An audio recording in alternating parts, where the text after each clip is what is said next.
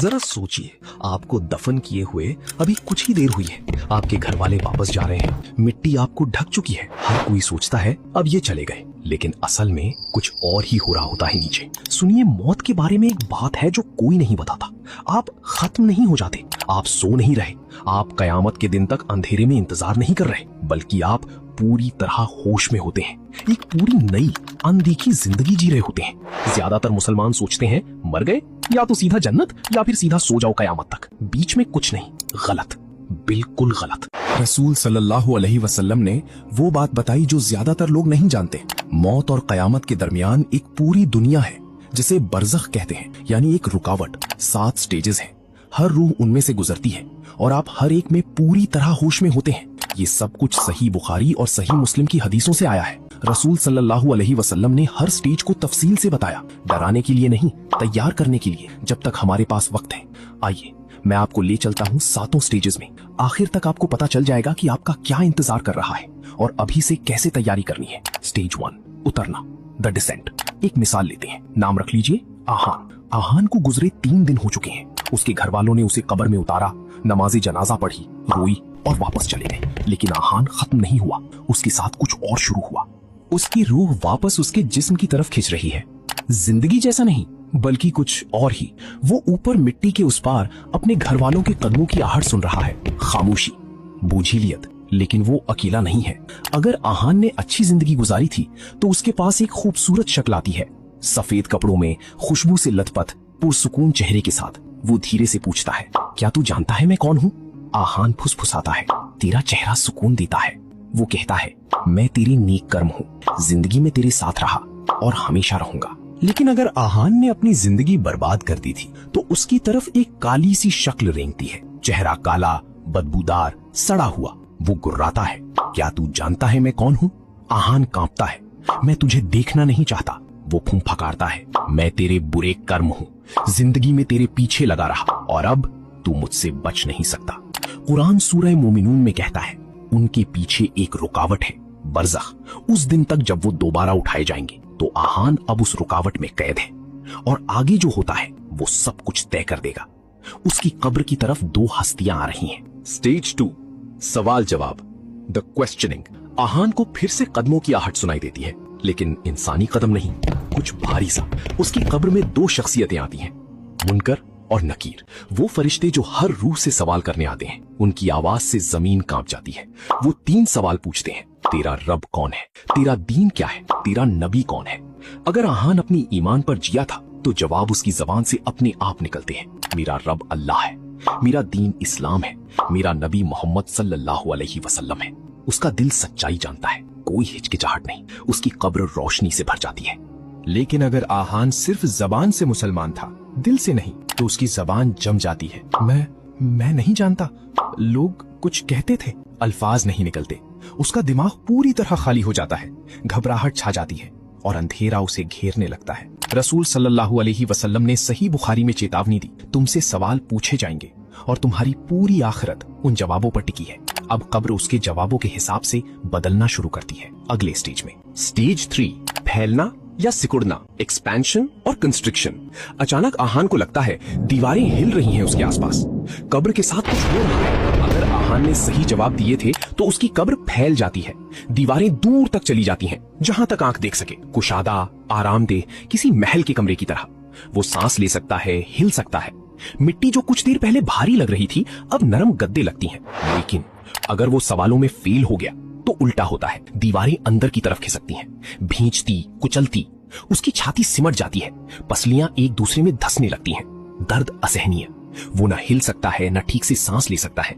जमीन खुद उसे सजा दे रही है। रसूल सल्लल्लाहु अलैहि वसल्लम ने सही मुस्लिम में फरमाया, यहाँ तक कि नेक इंसान को भी पहले एक हल्की सी भी भींच, थोड़ी सी घुटन महसूस होती है, इंसानियत की याद दिलाने के लिए, और फिर वो खुल जाती है, माँ की गोद की तरह। एक ही जमीन, 2 बिल्कुल अलग हकीकतें। आपके अमल तय करते हैं कि आपका कौन सा हिस्सा बनेगा। स्टेज 4, रोशनी या अंधेरा, लाइट और डार्कनेस। आहान की आंखें अब उसके आसपास ढल गई हैं और फिर वो कुछ देखता है। अगर आहान ने 5 वक्त की नमाज पढ़ी, सदका दिया, लोगों की मदद की, तो उसकी कब्र नरम सुनहरी रोशनी से भर जाती है, सूरज उगने जैसी।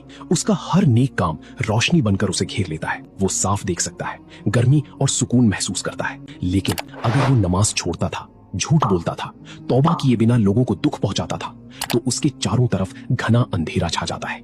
गाढ़ा, दम घोटू, वो अपने हाथ भी नहीं देख सकता। अंधेरा उस पर भारी पत्थर की तरह चढ़ जाता है। उसका हर गुनाह वो अंधेरा बनता है जो उसे छोड़ता नहीं। कुरान सूरा नूर में कहता है, अल्लाह अपनी रोशनी की तरफ जिसे चाहता है रहनुमाई करता है, और जिसके लिए अल्लाह ने रोशनी ना बनाई हो उसके लिए कोई रोशनी नहीं। आप जिंदगी में जो कुछ करते हैं वो आपकी कब्र में रोशनी या अंधेरा बनता है। हर चुनाव मायने रखता है, हर नमाज गिनती में आती है, हर झूठ अंधेरे में एक बूंद डाल देता है।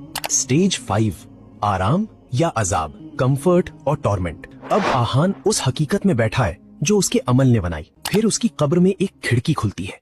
वो उसके जरिए कुछ देखता है।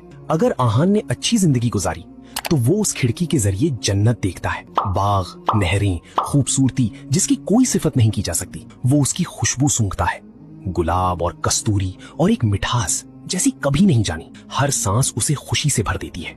ये उसका झलकी है, उसका वादा। उसके दिल में सुकून छा जाता है। लेकिन अगर वो नाकाम रहा तो एक अलग खिड़की खुलती है, जहन्नम की आग। वो आग के शोले देखता है। उसके चेहरे पर गर्मी महसूस होती है। वो जलते हुए गोश्त और गंधक की बदबू सूंघता है। दहशत उसे अपनी गिरफ्त में ले लेती है। ये उसकी झलकी है, उसकी चेतावनी।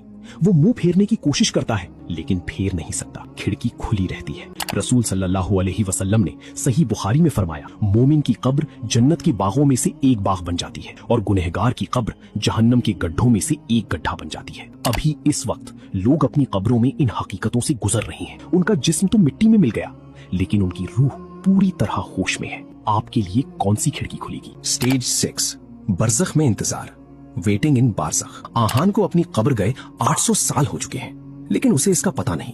अगर आहान सुकून में है तो ये 800 साल उसे दोपहर की झपकी जैसे लगते हैं। वक्त पलों की तरह गुजर जाता है।